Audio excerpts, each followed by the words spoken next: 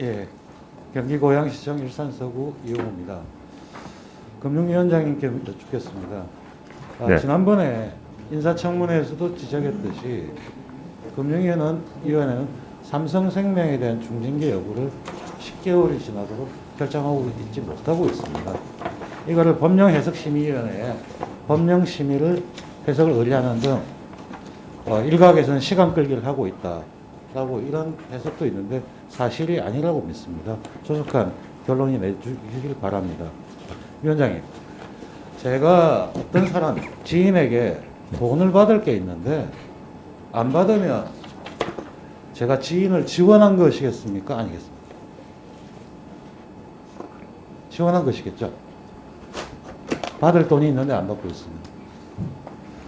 보면 삼성생명이 ERP 시스템을 도입하기 위해서 삼성 SDS하고 1,561억 원의 용역 계약을 맺고 그 계약 기간은 2017년 4월 30일이었습니다. 근데 지연돼서 10개월 지연됐거든요. 그러면 당연히 지연배상금을 청구해야 됩니다. 근데 삼성생명이 150억 원에 해당하는 지연배상금을 청구하지 않았습니다. 이걸 지원한 것으로 볼 수 있다. 그렇게 봐야 되겠죠. 지원한 게 맞죠. 예, 그 부분에 대해서 지금 보고 있습니다. 네, 보험업법 제111조를 보면 대주주와의 거래 제한 항목이 있습니다. 대주주나 특수관계인에게 자산을 무상으로 양도하거나 이런 금전적 지원을 하는 행위 또는 유리한 조건으로 거래하는 행위를 엄격히 금지하고 있습니다. 위원장님, 참고로 19대 국회 때 삼성생명이 삼성생명 공익재단에 해마다 수백 원씩 기부한 행위가 보험법 위반이라고 해서 그러니까 무상 양도 금지 위반 판명이 나서 현재 기부는 중단된 상태죠. 근데 그 당시 제대로 징계도 하지 않고 기부를 중단한 것만으로 사건을 종결하다 보니까 이런 현상이 반복되는 거 아니겠습니까? 본의원은 이렇게 명백한 상황에 대해서도 금융위가 10개월이나 제재 결정을 미루고 있는 게 과연 정당하다고 볼 수 있겠습니까? 이 부분을 또 설마 또 법령해석심의위원회에 넘겨서 법령해석을 받아들이는 건 아니죠. 결론을 내리셔야겠죠. 예, 법적인 이슈들이 있습니다. 그래서 그런 것들은 저희들이 더 보고 지금 저희들이 일부러 지연시키거나 그러는 것이 아니고요. 여러 쟁점들에 대해서 그것들을 보고 있는 것입니다. 오늘 모신문에서는 네. 별로 좋은 소리가 아니죠. 금융위는 삼성생명만 만나면 사가지만 저는 그러지 않으려고 믿습니다. 그리고 또 한 가지 아까 확인을 해야 될 부분이 여러 의원님들께서 FIU의 기능에 대해서 제가 좀 확인을 해야 될 부분이 있는 것 같아요. FIU가 현금거래나 의심거래의 경우에 경찰에 통보를 할 수 있는 기관이지 자금 추적을 하거나 수사를 할 수 있는 기관은 아니죠. 예, 아까 제가 그렇게 말씀드렸습니다. 그러니까 어떤 사안에 대해서 자금 추적을 하거나 수사를 하기 위해서는 어떤 자금의 출처가 최종 종착지를 알기 위해서는 당연히 압수수색 영장에 의해서 해서 밝혀져야 되는 거죠. 수사에 의한 거라는 걸 명확하게 다시 한번 확인합니다.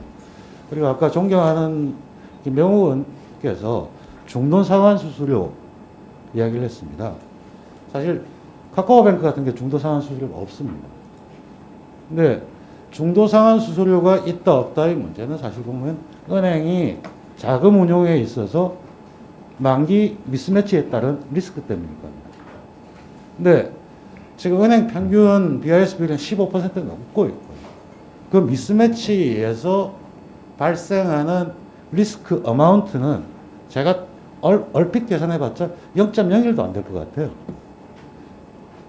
은행이 지금 수익을 그렇게 내고 있는 상황이고 하는 상황이라면 그 부분은 과감하게 한 번에 안 낸다면 2년에 걸쳐서 점차 줄여버리는 그러면서 고객을 소비자를 먼저 생각하는 걸 고려할 수 있다고 생각하는데 그 부분에 대해서 답변을 좀 해주십시오.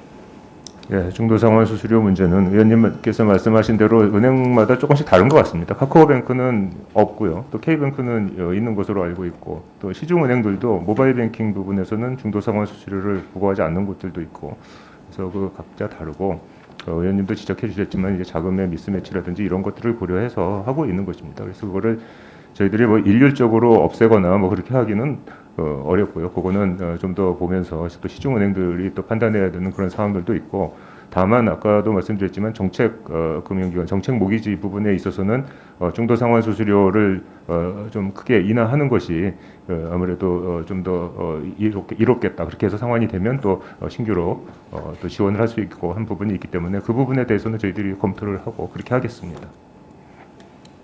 예, 수고하셨습니다. 다음은 권원희 의원님 질의.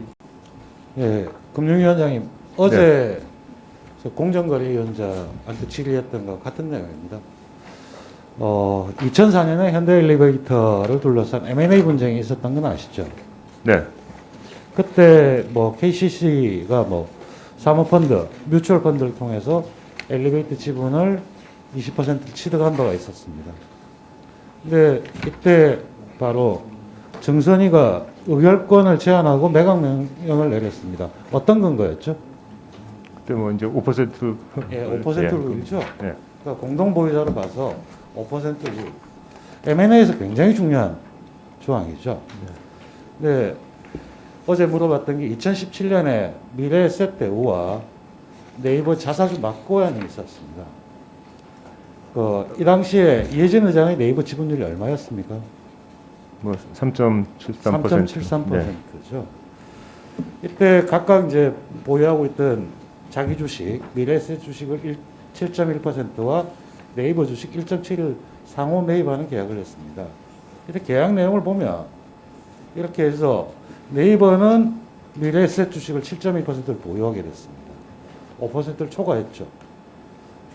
예, 초과 신고를 한 걸로 알고 있습니다. 근데 이 당시에 전략적 제휴의 공시 내용을 한번 보시면 몇 가지가 있습니다. 특이하게 처분 제한 기간을 3년을 정했습니다. 그리고 자본시장법 시행령 제154조 제1항에 열거된 행위, 즉 뭐 임원의 선임과 해임, 정관 변경, 뭐 자본금 배당, 합병 분할표에서 그래서 서로 간의 영향력을 경영권에 영향을 주는 행위를 하지 않기로 약정을 했습니다. 아시죠? 네.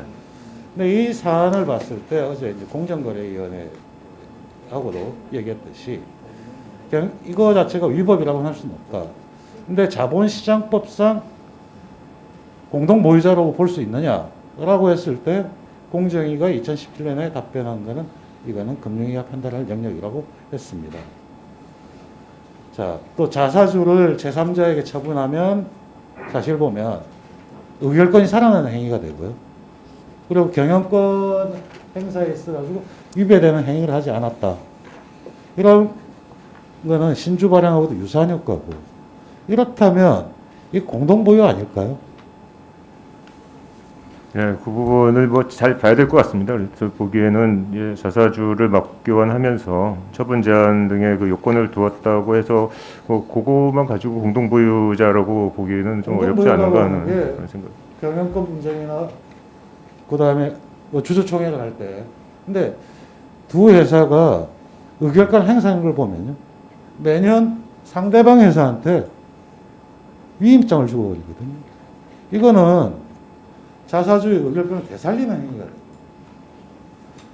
자, 이런 상태에서 제가 어제 공정위 국감에서 답변을 공정위 위원장하고 했던 얘기가 사실을 보면 기존 주주의 권한을 침해하고 자사주를 살리는 행위 상당히 시장에 문제점이 있고 이거는 예전에 이제 공정위의 답변으로서 상법 개정으로 필요할 부분이다라고 했습니다. 근데 상법이 아니더라도 자본시장법 아니면 작년에 본위원장이 발의한 상장회사 특례법이라든지 이렇게 할 수도 있습니다. 근데 그거보다 더 좁힌다면 상호출자 제한 기업에 대해서 만이라도 이런 조치가 필요하지 않나.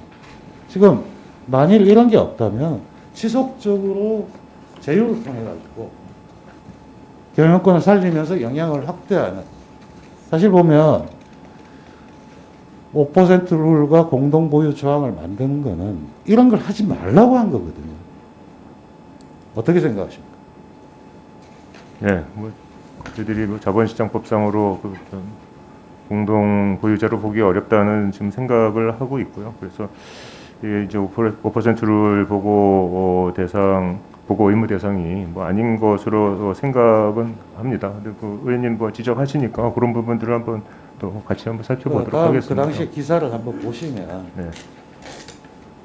네이버가 미래에셋을 손잡고 이 경영권 방어가 강화됐다 했습니다. 그리고 실제 네이버가 타법인 이렇게 지분 소유 현상을 보면 그 5%룰 위반은 아니라고 신고를 안 했지만 마지막 페이지를 한번 보시면 미래에셋증권, CJ 대한통운, 오스트드 드래곤, CJ ENM, 이마트, 신세계, 카페24 이런 서면서 전부 이런 조치를 하고 있거든요. 그러니까 자사주를 계속해서 최대주주는 지분은 늘어나지 않은 상태에 우호주 형태로 이렇게 해나갔을 때 과연 이게 그 공정거래법이나 자본시장 공동보유라고 하는 행위 이를 제한 법 취지하고 맞다고 생각하십니까? 예, 실무적으로 5%그 보고 위반이 아닌 거로 판단을 하고 있기는 합니다만 제가 구체적인 사례들을 좀 더 봐가면서 법적 검토를 해보는 게 좋겠다는 생각이 듭니다.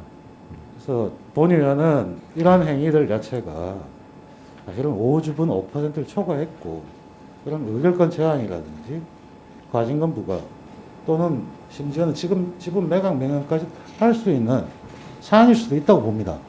사실 뭐 아직까지 명확하게 판례가 형성되어 있지 않기 때문에 하지만 이런 부분 주의가 안 잡혀 있는 거거든요. 그렇다면 또 필요한 부분은 자본시장법이나 이런 법에서 이런 것들을 적극적으로 그 취지를 살리는 조항을 만들어놔야 되지 않나. 입법으로서도 이런 생각을 하고 이런 부분 적극적으로 해야 된다고 생각합니다. 그 위원장님 견해는 어떻습니까? 예, 지금 말씀드렸습니다만은 법적인 검토를 좀 더 해보고요. 구체적인 사례들도 한번 더 찾아보고 이렇게 해서 좀 살펴보도록 하겠습니다. 예, 이런 사안들 자체가 사실 보면 네이버 파이낸셜 같은 경우 공동에서 실제로는 실제 금융업을 하는 식으로 돼 있으면서 라이센스 받지 않고는 빅테크 이슈들이 많이 발생을 하고 있습니다. 그래서 이런 부분을 적극적으로 해야 되는. 네. 이영호 의원님 수고하셨습니다. 다음 권원 의원님 질의해 주시기 바랍니다. 예. 간단하게 요즘 최근에 많은 이슈가 되는 건데요.